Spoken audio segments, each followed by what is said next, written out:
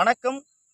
இன்னைக்கு நம்ம பாரம்பரிய சித்த வைத்திய முறையில உடலில் இருக்கின்ற சோர்வை போக்கி நோய் எதிர்ப்பு சக்தி தரக்கூடிய ஒரு எளிமையான தீநீர் முறையை பத்தி பார்க்க போகின்றோம். அதற்காக நாம் பயன்படுத்தக்கூடிய மூலிகை நெல்லிக்காய். பெருநெல்லி என்று சொல்லக்கூடிய ஆகச்சிறந்த மூலிகை என்று சொல்லலாம். இதிலே அறுசுவைகள் நிறைந்திருக்கின்றது. எண்ணற்ற மருத்துவ குணங்களை கொண்டது. நெல்லிக்காய் குளிர்ச்சி தன்மையை தரக்கூடியது.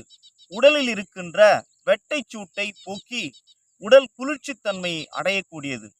சிலருக்கு சிறுநீர் தொற்று நோய் காரணமாக பல்வேறு நிலையிலே சிறுநீர் வரும்பொழுதெல்லாம் எரிச்சல் காணப்பட்டிருக்கும்.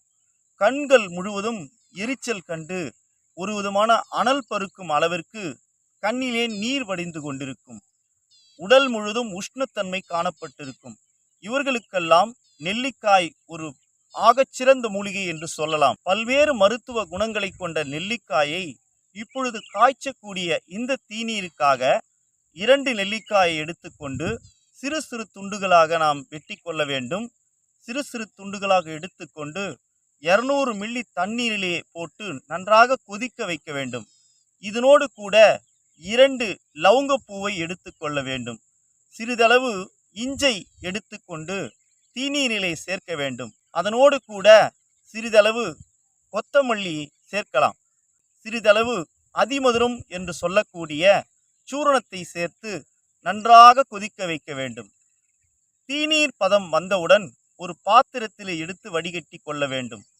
இந்த தீநீரை காலை மாலை என்று இருவேளையும் உணவுக்கு முன்பாக 50 மில்லி அளவிற்கு தினமும் பருகி வர வேண்டும். அப்படி நீங்கள் பருகி வரும் காலத்திலே பித்தத்தை அதிகரிக்கக்கூடிய உணவுகளை தவிர்க்க வேண்டும். அதிகமான கார உணவுகளை தவிர்க்க வேண்டும். துரித உணவுகளை தவிர்த்து இத்தீநீரை பருகும் பொழுது உடலில் இருக்கின்ற நோய் எதிர்ப்பு சக்தி அதிகரிக்க செய்யும். உடலில் இருக்கின்ற சோம்பலை போக்கி உடலை திடகாத்திரமாக வைத்துக் கொள்ளும். உடல் ஆரோக்கியத்துடன் காணப்படும்.